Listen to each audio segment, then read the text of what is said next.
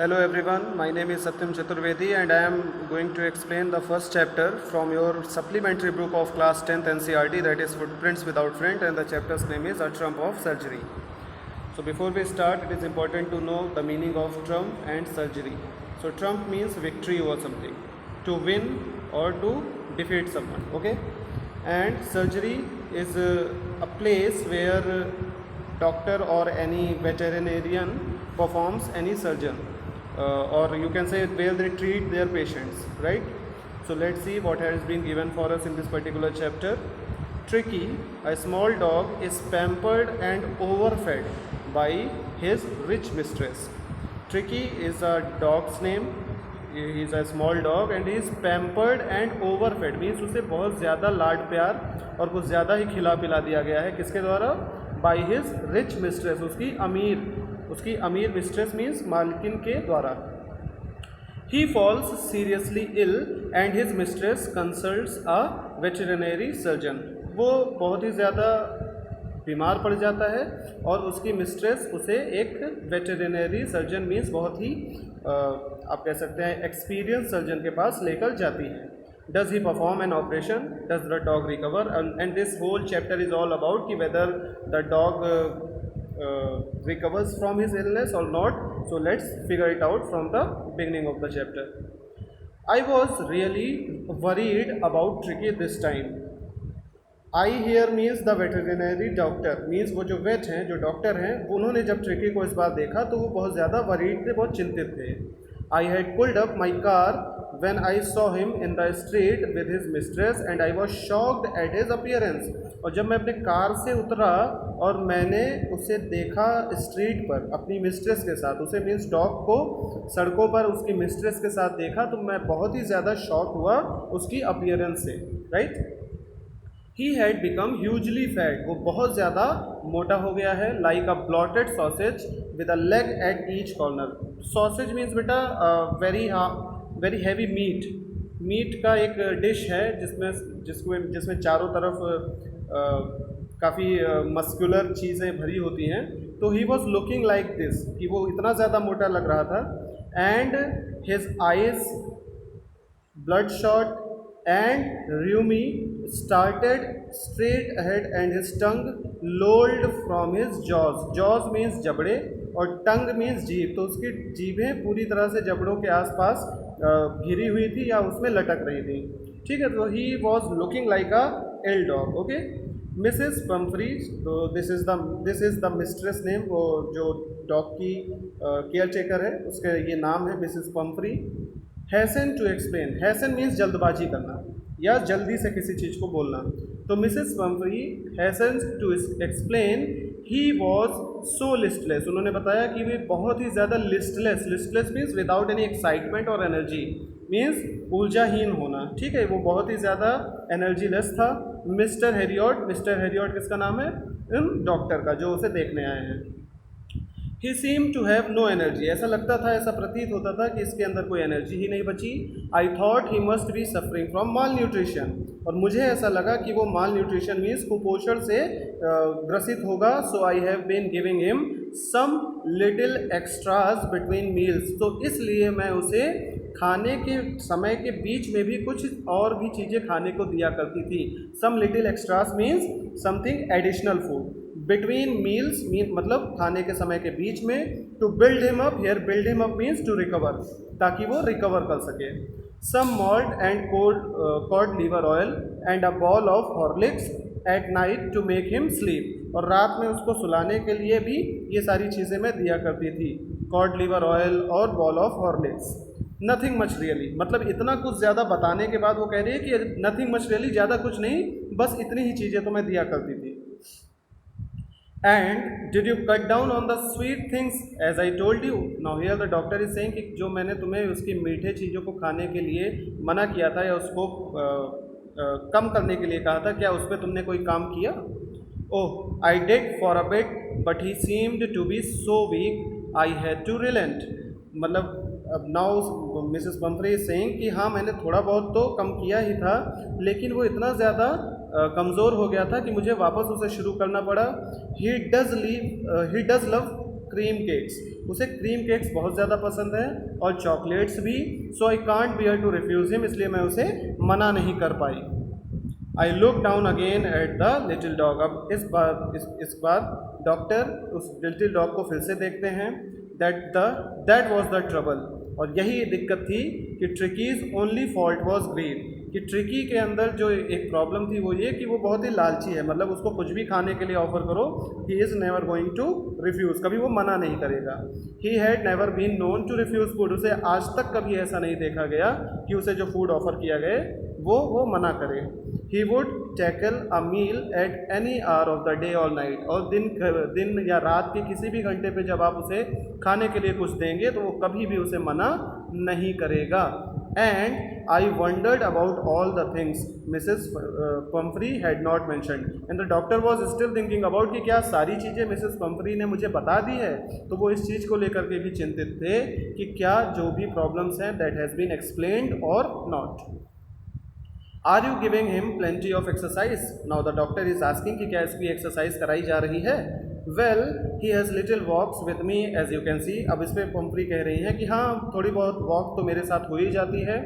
But Hawking the gardener, लेकिन जो Hawking है, जो हमारे यहाँ का माली है, गार्डनर है, has been down with lumbago. Lumbago is a muscular pain on the back side, means पीठ के तरफ पे कोई एक मांसपेशियों से संबंधित जब दर्द होता है तो the gardener is suffering with lumbago, so there has been no ring throwing lately. Ring throwing आप एक गेम देखे होंगे, डॉग्स को खिलाया जाता है, एक रिंग्स होती हैं, उसको जब हम थ्रो करते हैं तो डॉग उसको पकड़ के लाता है वापस। So that is the exercise part because he is running here and there. So she is explaining कि गार्डनर के बीमार होने के नाते ये चीज़ भी उतनी ज़्यादा हो नहीं पा रही है। I tried to sound severe, अब इस पर डॉक्टर थोड़ा सा सिवियर मीन्स बहुत चिंतित साउंड करना चाह रहे थे या ऐसा दिखाना चाह रहे थे कि he is really in trouble, now I really mean this. अब वो कह रहे हैं कि मुझे अब मैं जो कह रहा हूँ इसका वाकई में बहुत सीरियसली मतलब है। If you don't cut his food right down and give him more exercise he is going to be really ill. अब वो कह रहे हैं कि अगर तुम इसके फूड को कट नहीं करोगे, मीन्स इसको डाइट पे नहीं लगाओगे, और अगर इसकी एक्सरसाइज ज़्यादा नहीं कराओगे तो ये बहुत ही ज़्यादा बीमार हो जाएगा। You must harden your heart and keep him on a very strict diet, अपने दिल को कठोर करके तुम्हें इस पर बहुत ही स्ट्रिक्ट डाइट अप्लाई करनी होगी।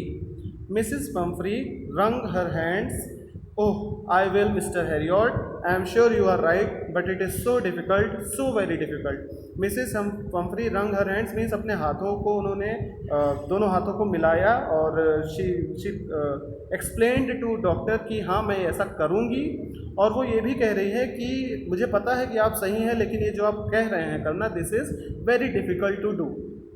She set off head down along the road, set off means वो वहाँ से निकल गई, अपना हेड डाउन करके रोड की तरफ वो चलने लगी, as if determined to put the new regime into practice immediately, और ऐसा वो एकदम डिटरमाइंड होकर चल रही थी जैसे लग रहा था कि वो जो नई रिजाइम मीन्स जो नया डाइट स्ट्रक्चर होगा उसको वो अभी से ही फॉलो करने लगेगी बहुत ही स्ट्रिक्टली। इस तरह से वो एक बहुत ही प्रतिबद्ध तरीके से वहाँ से निकली। She went from there in a committed manner that she is going to apply the new regime of the dog from onwards today onwards. Okay, I watch their progress with growing concern, और doctor कह रहे हैं कि मैं उनकी progress बढ़ती हुई चिंता के साथ देख रहा था।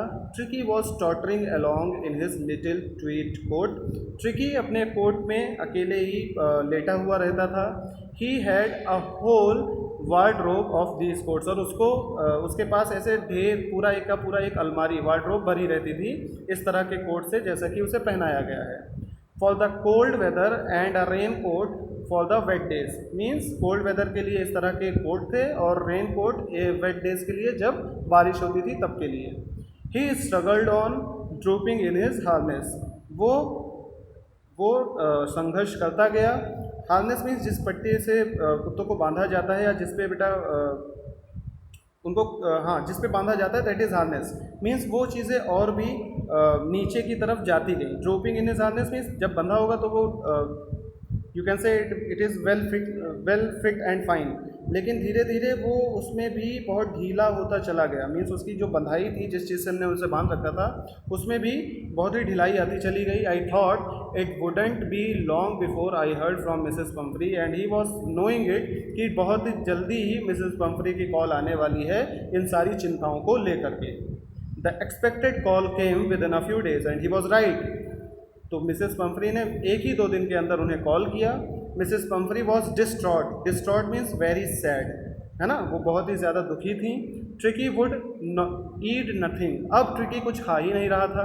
Refused even his favourite dishes, यहाँ तक कि अपनी फेवरेट डिशेज को खाने से मना कर दिया। And besides he had bots of vomiting, और उसे वॉमिटिंग भी होने लगी है।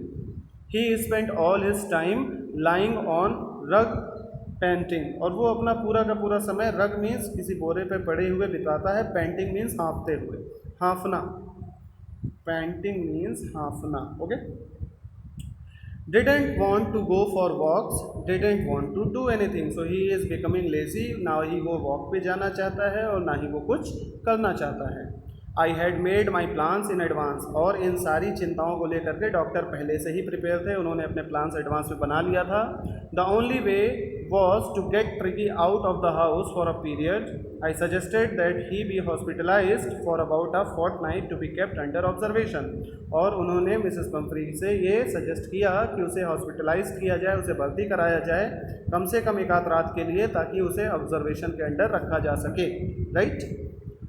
The poor lady almost swooned. She was sure he would pine and die if he did not see her every day।